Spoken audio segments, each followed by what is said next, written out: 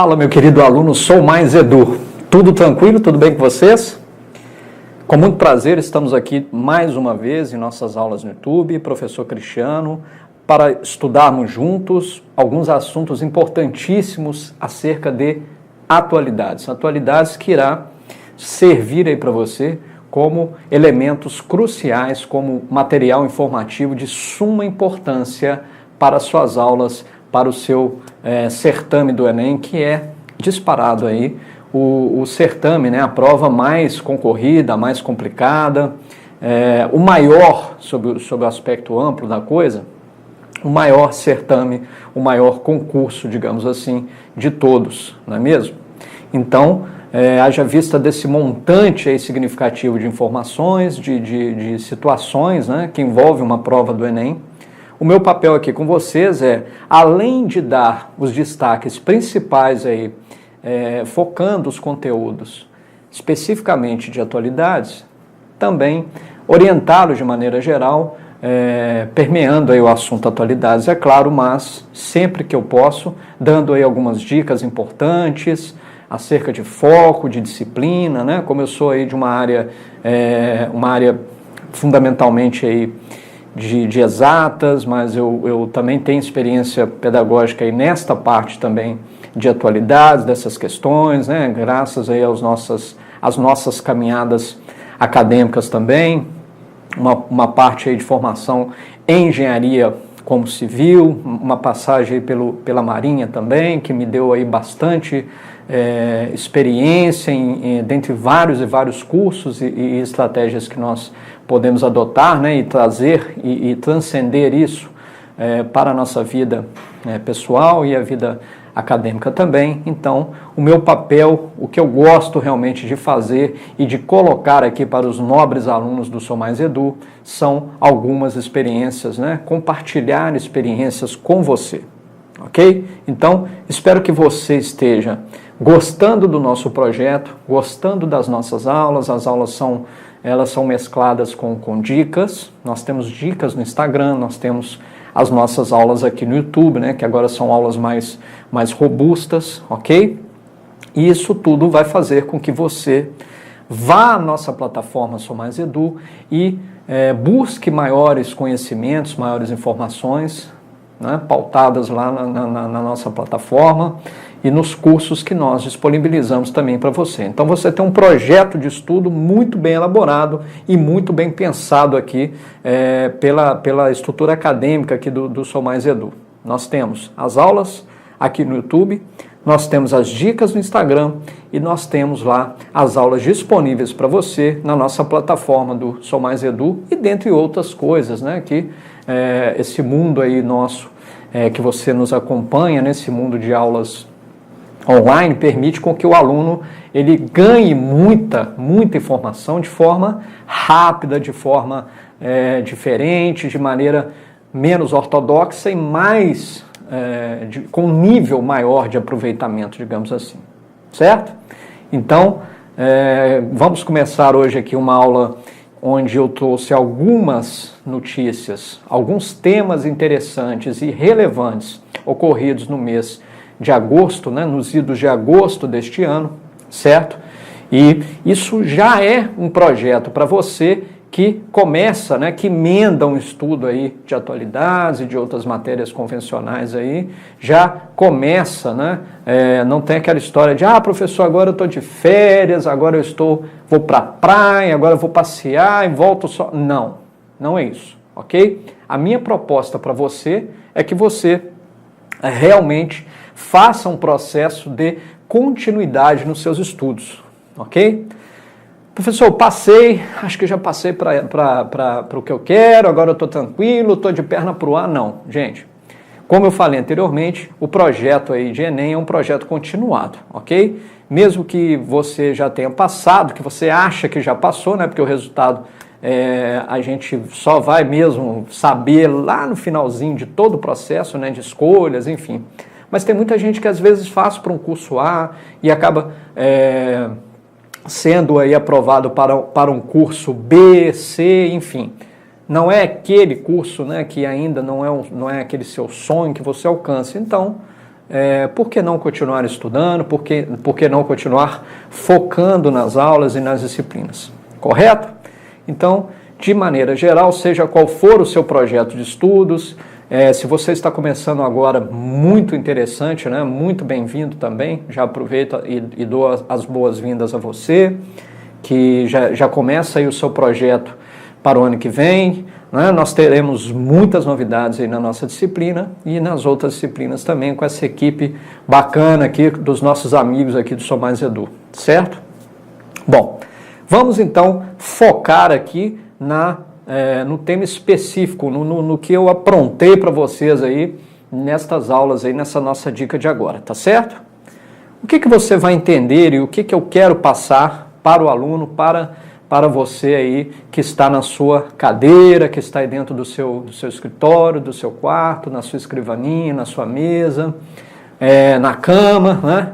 Sei lá, você está com o notebook aí sentado aí na cama, enfim, não recomendo muito não, né? A ergonomia não é muito boa não. O ideal é você ter um local adequado para estudar, estabelecer que aquele local é o seu templo do conhecimento, é o seu local onde você realmente vai consolidar as informações de maneira eficaz, né? Eficiente, tá? Mas né, você tem essa liberdade, é claro, né? Eu não posso colocar isso de maneira taxativa, mas é uma recomendação aqui do professor Cristiano, ok? Que você tenha um local bem estabelecido, que você se sinta bem para estudar, ok?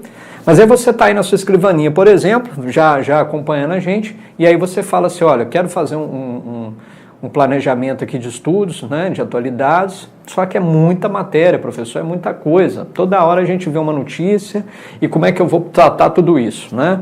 Então, uma das nossas estratégias aqui, uma das nossas táticas para que você alcance a sua aprovação de maneira objetiva, é justamente pincelar, selecionando notícias relevantes aí dos meses, selecionando outros assuntos, né?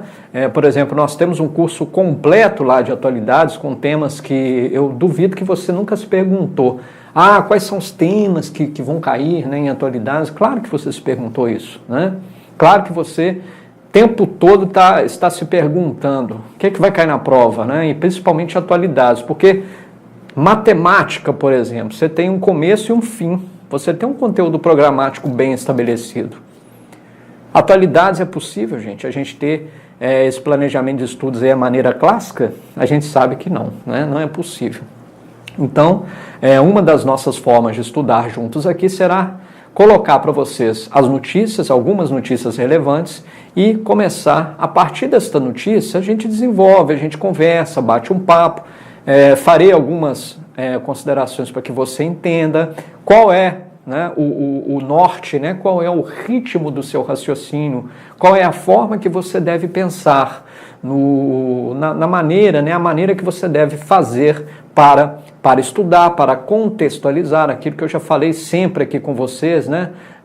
Você, aluno, sabe disso, você já me acompanha, já conhece, né? Algumas técnicas que a gente utiliza, né? De contextualização, de aprender a extrair do próprio texto, da própria estrutura informativa, a resposta para matar a questão. A gente fez um monte aqui junto, lembra? Você lembra disso? Então uma forma, né, uma técnica que eu utilizo aí para desenvolver o assunto atualidades aí com você é colocar algumas notícias. Nós vamos passar essas notícias juntos de maneira bastante dinâmica, que a gente sempre faz aqui, e aí você vai aprender como desenvolver o famoso, né, que eu chamo aqui, né, não vou escrever em cima do Maduro não, que o Maduro é bravo.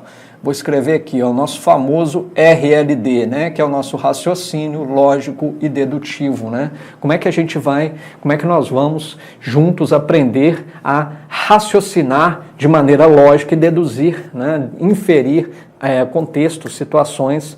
Se você tem aí um aspecto político, né, como tema central da informação, você pode contextualizar isso sob vários aspectos. Por exemplo, um aspecto social, né, um aspecto econômico, certo? Você não pode, não deve, não pode ficar mesmo preso apenas ao tema central. Você tem que extrapolar, certo?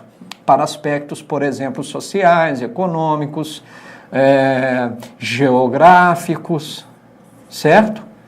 E aí, assim você consegue desenvolver o seu raciocínio de maneira lógica e dedutiva e apresentar, por exemplo, na sua narração dissertativa argumentativa, lá na sua redação, né, a tão famosa redação, que é a sua narração dissertativa argumentativa, aprender de maneira robusta a desenvolver a partir de um tema central outros aspectos, tá? Dando o seu ponto de vista, mas não é aquele ponto de vista assim, professor, eu acho que...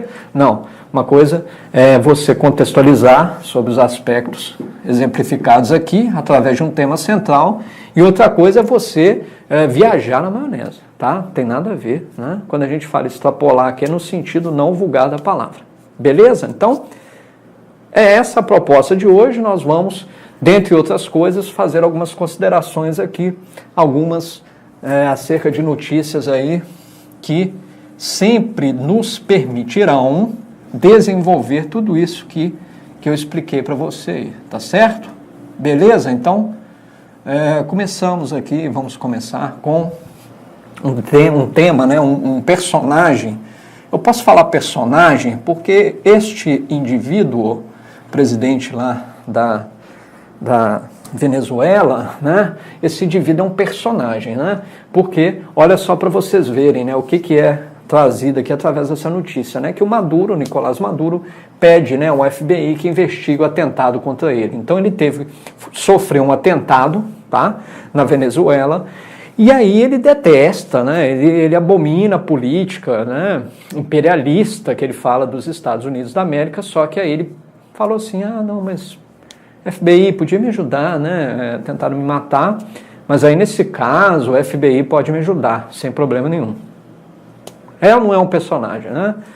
É ou não é um personagem, certo? Então vamos ver aqui para a gente desenvolver algumas coisas e ratificar aqui algumas ideias aí acerca desses aspectos aí econômicos e sociais, tá bom? Dessas relações internacionais da Venezuela com os Estados Unidos. Bom, o presidente Nicolás Maduro, né, afirmou que aceitaria a colaboração do FBI nas investigações do atentado com drones, tá? Atentado com drones, cometido há uma semana no desfile da Guarda Nacional Bolivariana em Caracas.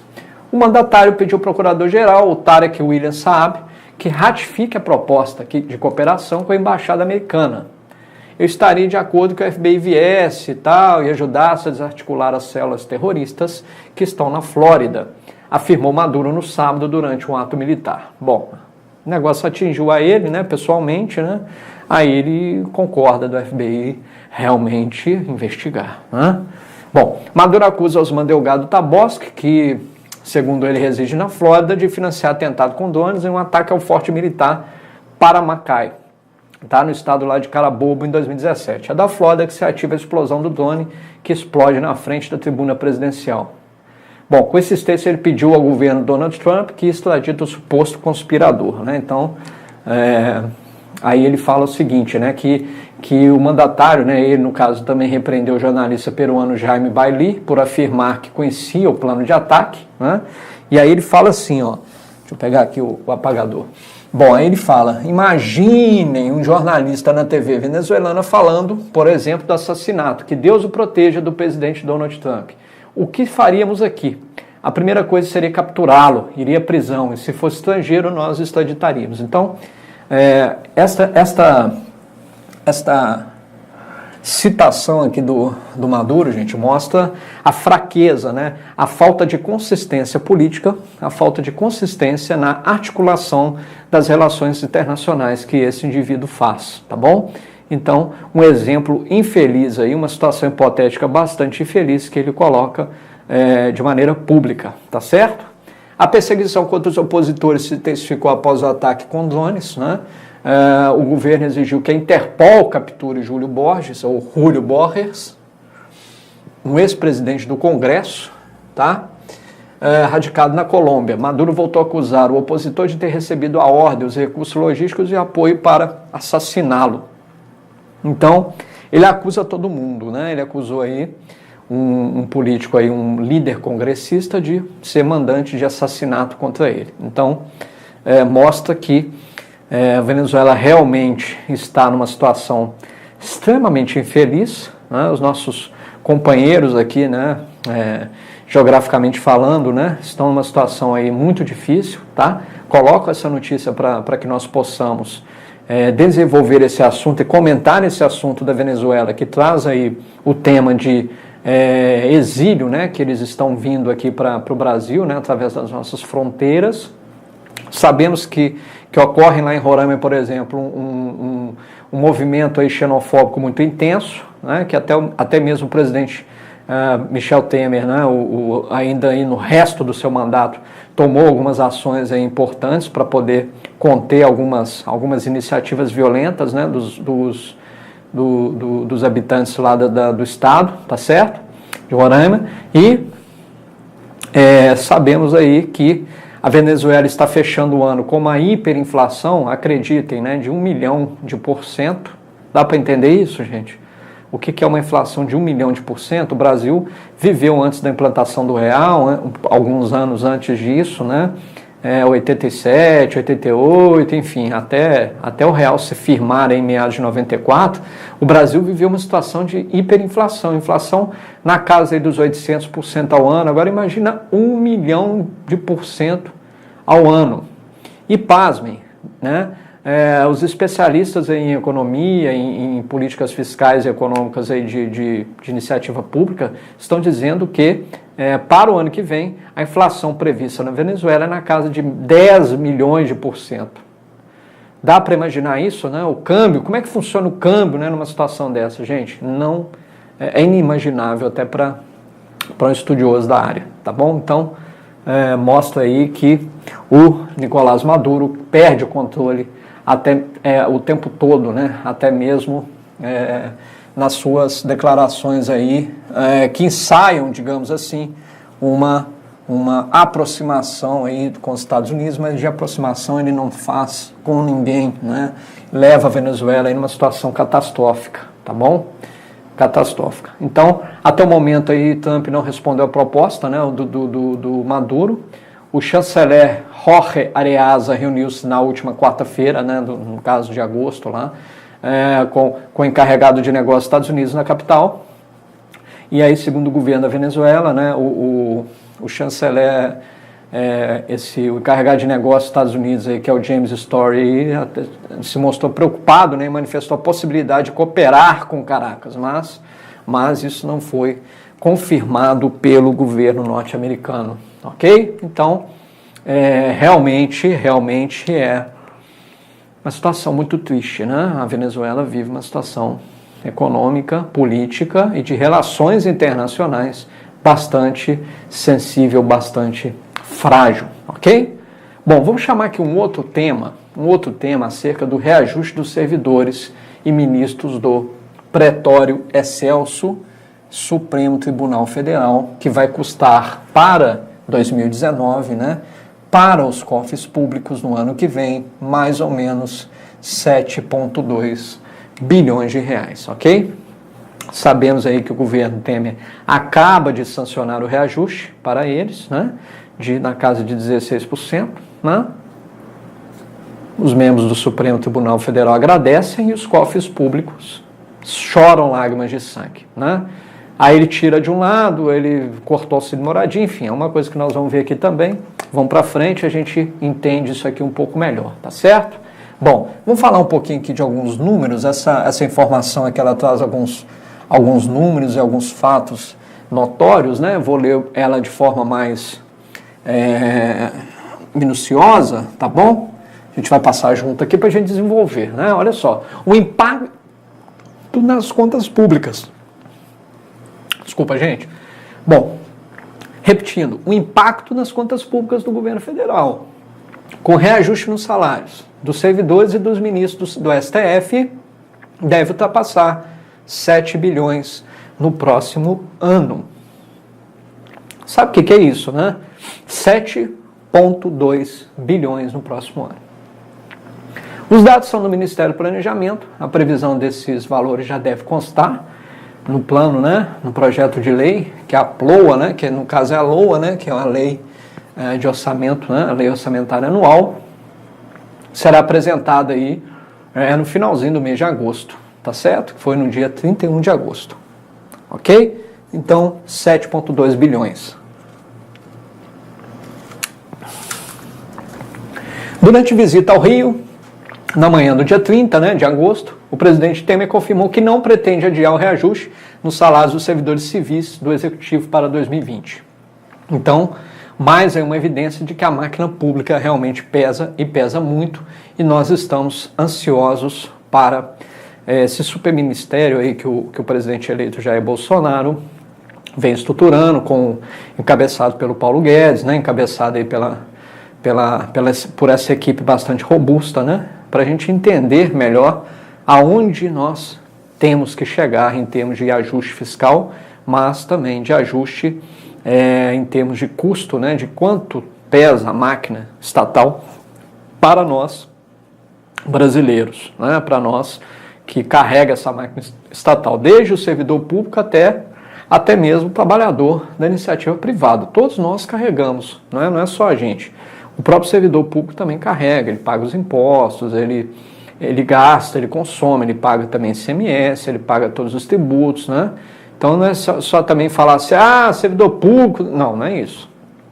Nós temos que entender e fazer as contas, né? Que uma dos maiores avanços que nós temos aí, que nós tivemos aí em termos de ajuste fiscal e regulamentação orçamentária foi aí, uma delas, né, foi a LOA, né, a Lei de Orçamento Anual, né, que permite a gente fazer aí um gasto somente com uma receita já, né, em paridade com esse gasto. Então, a coisa é difícil, gente, é difícil. Bom, a suspensão do reajuste para 2020 havia sido sugerida pela equipe econômica e geraria uma economia de 7 bilhões, tá? 6,9 bi, segundo o governo.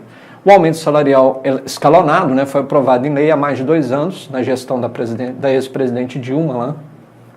Mais 243 milhões virão do impacto que o reajuste nos vencimentos dos ministros do Supremo terá apenas sobre a folha do Poder Executivo, tá certo? Bom, o impacto na despesa de pessoal vai ocorrer porque o salário do ministro do Supremo, gente, que é na casa de R$ 33.700, corresponde ao teto do funcionalismo público, né? É o teto constitucional, ok? Que faz com que nenhum servidor receba mais do que esse valor. Quando a remuneração do servidor ultrapassa, o governo aplica o chamado abate-teto, tá? Que é o abate-teto constitucional, que é o desconto em folha de pagamento sobre benefícios e gratificações que ultrapassam o limite máximo permitido para o salário.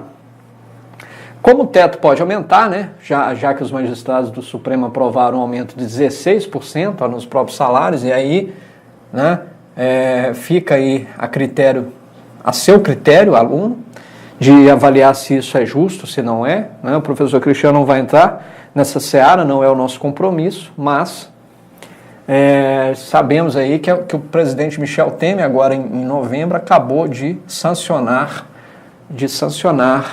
o aumento, tá certo? Que teve o seu trâmite aí seguido nas casas do Congresso, né? E aí o Temer chegou até a dar uma entrevista aí dizendo que não sabia o que queria fazer, estou pensando, e aí ele acabou aprovando, né, sancionando aí sem ressalvas o aumento de 16% para os magistrados do Pretório Excelso, tá certo?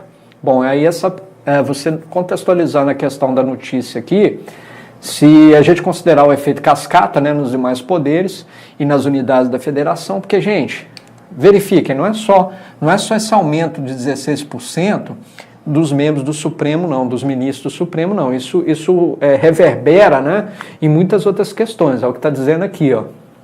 O efeito cascata, tá bom? Então, isso aqui é o efeito cascata em relação a 16% de aumento do salário dos membros do Supremo, certo? Tá bom? As despesas totais com os salários de servidores públicos de todo o país podem aumentar em até 4 bilhões, né? Podem em agosto, mas agora aumentou 4 bi, tá certo? porque o Michel Temer, o presidente Michel Temer, já aprovou o aumento de 16%, certo? Segundo projeções de técnicos aí da Câmara, dos deputados do Senado Federal, né? Então agora nós temos aí essa brincadeira aqui de 4 bilhões aí para arcar, ok? No Poder Judiciário, o impacto do reajuste dos ministros poderá ser de 717 milhões ao ano, segundo estimativas. Então, faz as continhas aí, quase 5 bilhões e mais o próprio, né, do Supremo, tal, e aí a coisa chega aí nesses 7,19 bilhões, tá? Bom, o que eu quero mostrar para você com esta notícia, né, com essas informações interessantíssimas aqui, que existe todo um projeto, né, todo um estudo, né, dos técnicos dos técnicos do Senado, da Câmara dos Deputados, de toda a equipe técnica do governo, tá, para se fazer para se tomar essas decisões. Então, o presidente da República ele não chega lá, eu vou, né, ele vai, não, deixa eu ver aqui, vou aumentar, vou assinar, não vou não, não é assim, tá? Não é só olhando ao sabor do vento, não. Logicamente que existem estudos e existem análises, porém, você não pode esquecer que existem, né, interesses obscuros, né, interesses escusos aí que a gente não tem acesso, né? E há quem diga, segundo os jornalistas, os especialistas, cientistas políticos, que o presidente Michel Temer, né, está lá com a sua situação um pouco complicada no Supremo, com alguns processos já, inclusive saiu um último aí sobre uma fraude lá na questão da gestão portuária, concessões portuárias, e, logicamente, o presidente Michel Temer, que daqui a um mês aí vai ser esse presidente Michel Temer, né, esteve receoso de ser arrolado em alguns processos e, logicamente, ter a mão pesada do Supremo neles, tá? Só que não é somente o Supremo, né, que vai, digamos assim, dar a martelada final, não, né? Nós temos aí outras instituições que vão pegar também nesse martelo, que o Supremo só figura como o executante, mas, logicamente, que nós sabemos aí que assim que o presidente Michel Temer perder a sua imunidade, ele será arrolado em alguns processos e algumas questões aí um pouco pesadas, ok? Então, há quem diga que houve aí um jogo, né, de interesses obscuros, né, e muito provavelmente houve mesmo, tá certo? Porque em tempos de renovação e de discussão de tamanho do Estado, né, do quão pesado o Estado não se justifica aprovar um aumento de 16% do Supremo, que é o salário teto constitucional, chamado teto constitucional, que vai repercutir nas outras esferas, tá, do serviço público. Ok? Pessoal, era isso que eu queria apresentar para vocês nesta aula. Inscreva-se no nosso canal. Foi um prazer imenso estar com vocês e até a próxima aula, tá bom? Muito obrigado pela atenção, muito foco, muita disciplina aí. Quero que você arrebente na sua prova, tá certo? Forte abraço aí, fique com Deus.